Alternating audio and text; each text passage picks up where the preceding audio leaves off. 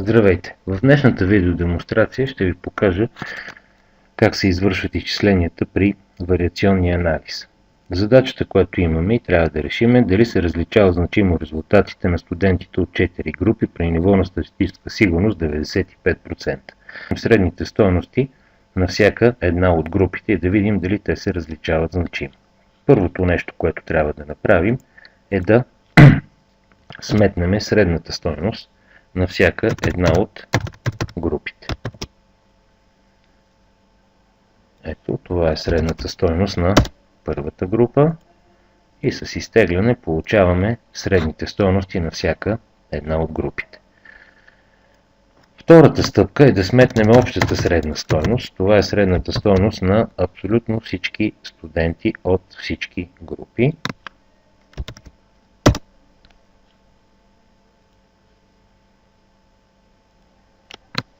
Функцията е average. Така, за да сметнем двете вариации, които ни интересуват, тази вариация, която се дължи на фактора, и тази вариация, която е вътрешногрупова, т.е. отклоненията във всяка група, ние трябва да започнем с изчислението на сумите от квадрати. Първо ще започнем с изчислението на общата сума от квадрати, която на практика представлява разликата на всеки един резултат от средната стойност вдигната на квадрат. За тази цел първият студент от първата група, от него изваждаме общото средно, заключваме адреса на клетката и след това тази разлика се вдига на квадрат. По този начин издърпваме, получаваме за първата група, а така получаваме и за 4-те групи. Сега трябва да извършим сумирането на тези квадрати. Ето това е сумата за първата група, това е сумата за втората, третата и четвъртата група. Общата сума от квадрати записваме ето в тази клетка, където трябва да сумираме всички суми, които сме получили за 4-те групи. Междугруповата сума от квадрати се изчислява като от средната стойност на всяка една от групите се изважда общата средна и се вдига на квадрат. Тези квадрати трябва да бъдат умножени по броя на студентите в всяка от групите. В нашия случай и в 4-те групи имаме по 5 студента. Ето тук взимаме средната стойност на първата група минус общата средна, която отново можем да заключим. И тази разлика трябва да бъде повдигната на квадрат. Това нещо правиме и за втората, третата и четвъртата групи. След това полученият резултат трябва да бъде умножен по броя на студентите. Казахме, че тук за всяка група имаме по 5 студента. Това правиме и за останалите групи. Междугруповата сума от квадрати на практика е сумата от това, което сме получили за всяка една от групите.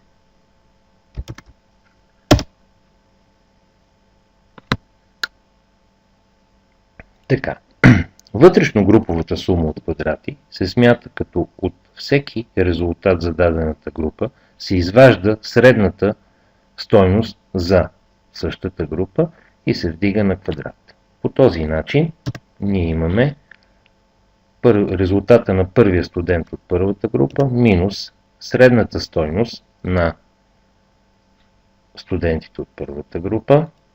Можем да заключим тази средна стойност. И след това тази разлика се вдига на квадрат.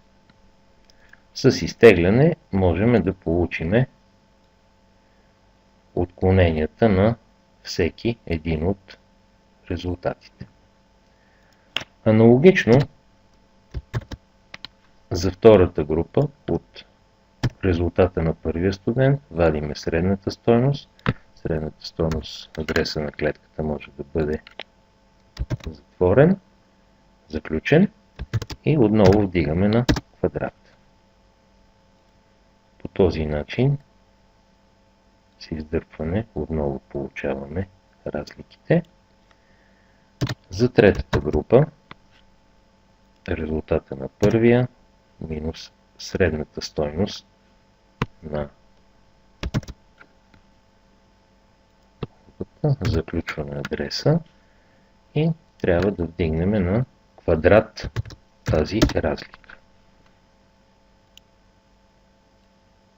Издърпваме, получаваме за третата и за последната четвърта група отново резултата на първия минус средната стойност. Заключваме адреса на средната стойност и отново вдигаме на квадрат. Издърпваме и получаваме резултатите за тази група. След това трябва да сумираме получените квадрати.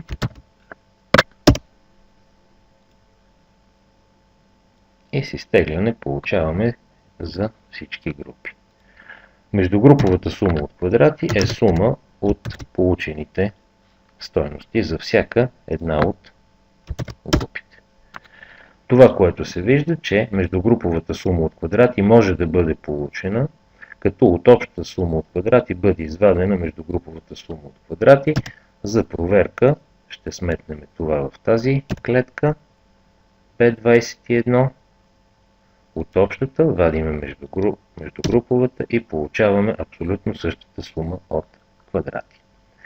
Следващата стъпка при изчисляване на вариациите е определяне на общия брой, определяне на степените на свобода на всяка от дисперсиите.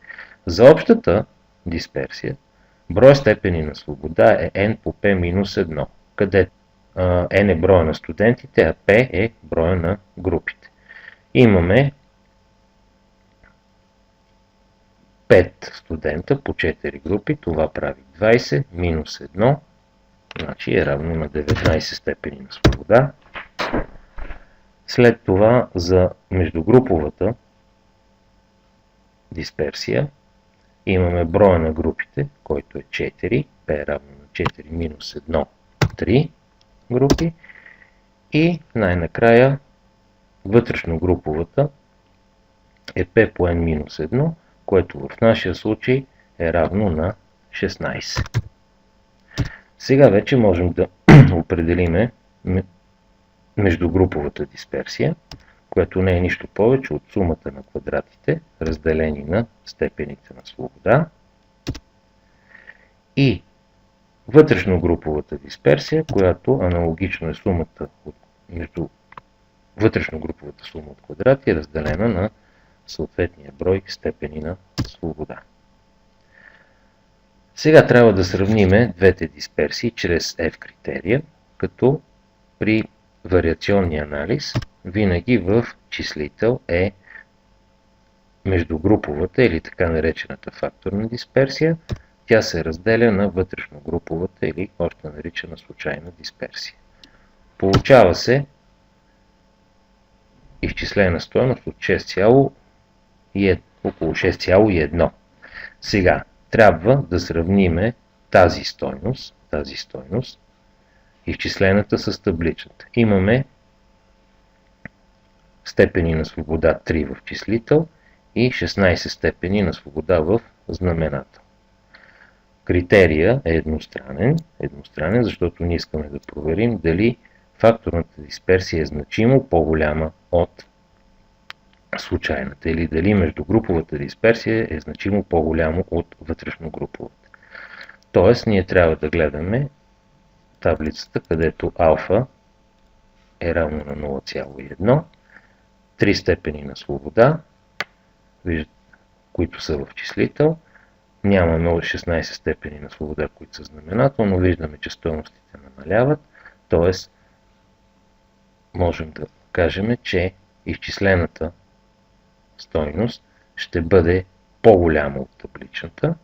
В този случай се реализира алтернативната хипотеза. хипотеза, която в нашия случай е, че междугруповата дисперсия, която е причинена от фактора, е значително по-голяма от вътрешногруповата дисперсия, която се дължи на случайните грешки. Тоест, резултатите на студентите от четирите групи се различават значимо.